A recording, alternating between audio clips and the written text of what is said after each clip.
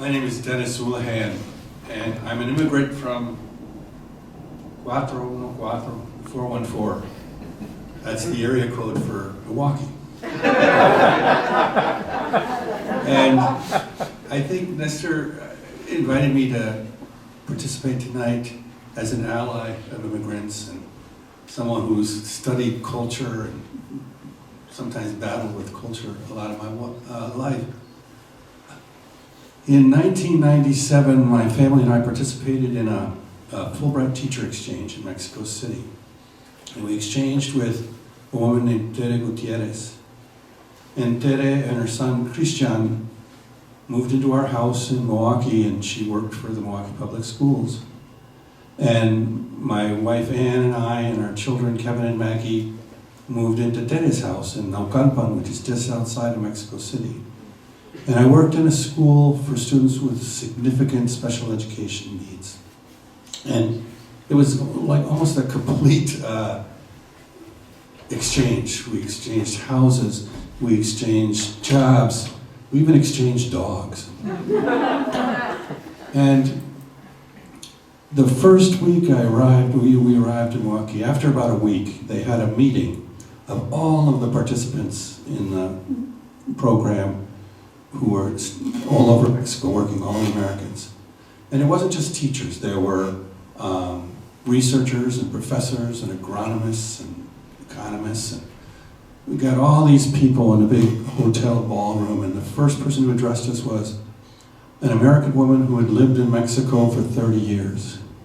And she said something that I will never forget.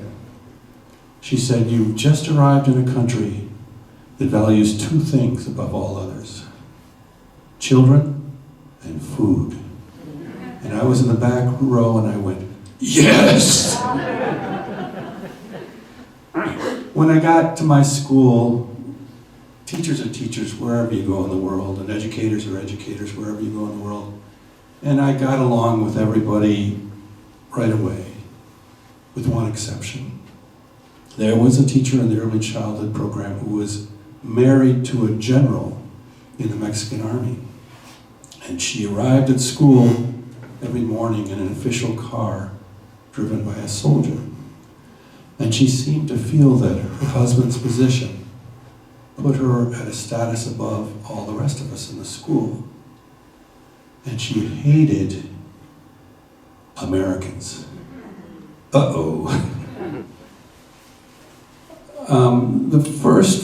One of the last weeks in October, I bought a pumpkin, and I brought it into school, and I kept it in an office that I shared with another teacher. And I thought, well, I could use this to teach the kids about how we celebrate Halloween in the U.S., which was part of the Fulbright program to, share your culture.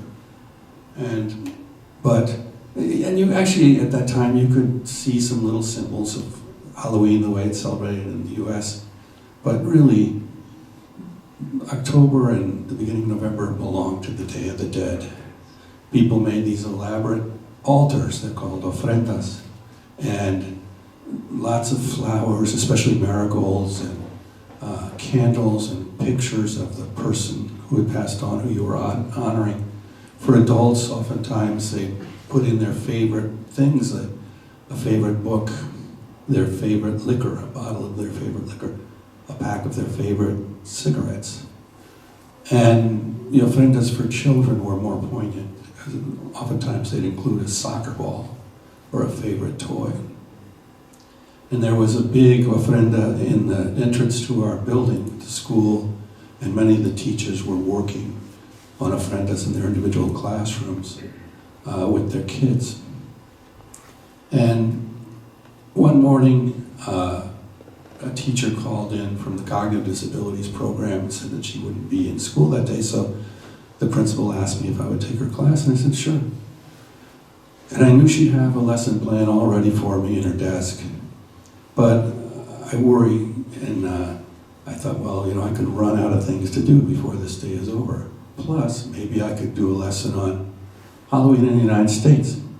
So I scooped up my pumpkin and a little knife, and I went to her room, and we completed all the activities in the lesson plan, and sure enough, we had about an hour to go before the end of the day.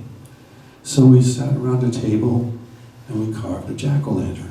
We cut the top off and all the kids got their hands and they pulled the innards out, and kids love to do that anywhere in the world. And I told them about the seeds. I said some people in the US, they take those seeds and rinse them off and then they sprinkle salt on them. And they bake them in the oven and then they can eat them later. And this one little boy leaned over to me and he said, "Maestro, you can buy pumpkin seeds in any corner store in Mexico." So we finished our day sitting around in a darkened classroom and looking at the jack-o'-lantern, and I told them about how they use the jack-o'-lanterns in Ireland to ward off the evil spirits that came with the spirits of their loved ones in the fall, just as they do in Mexico. I've never been in a building where word travels faster than in a school. And by the end of the day, everyone in the building knew about the pumpkin that Mr. Oulahan had made with the kids in the classroom where he was working. And as I was walking out of the building, the general's wife accosted me, and I mean really accosted me. She got up in my face and she said, "Who do you think you are, shoving your culture down the throats of our children? We have our own traditions here, and if you can't get used to that, you should get the hell out." And at first I thought, well, maybe I should put up an argument, but I thought, no, that's not really the Fulbright way. Plus her driver was standing there right next to her, and he was wearing a holster with a gun in it. So I figured, better to let this go. And I didn't really worry about her opinion. I kind of considered her to be an idiot, and I didn't value her opinions that much, but I started to worry about the other people in the school, the teachers, the kids, the families. And when I get to worrying on something, sometimes it can just get out of hand.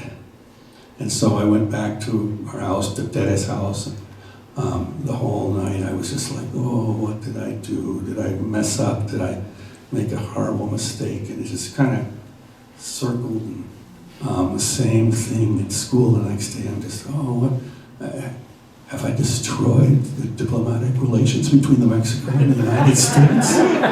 What was I thinking? And at the end of the day, I decided I'm going to go back to the teacher in that classroom where I worked yesterday, and I'm going to apologize. Because the last thing I wanted to do was to say something offensive about Mexican culture, Mexican traditions. And I'll offer to take the pumpkin out of her classroom and dispose of it in the nearest dumpster.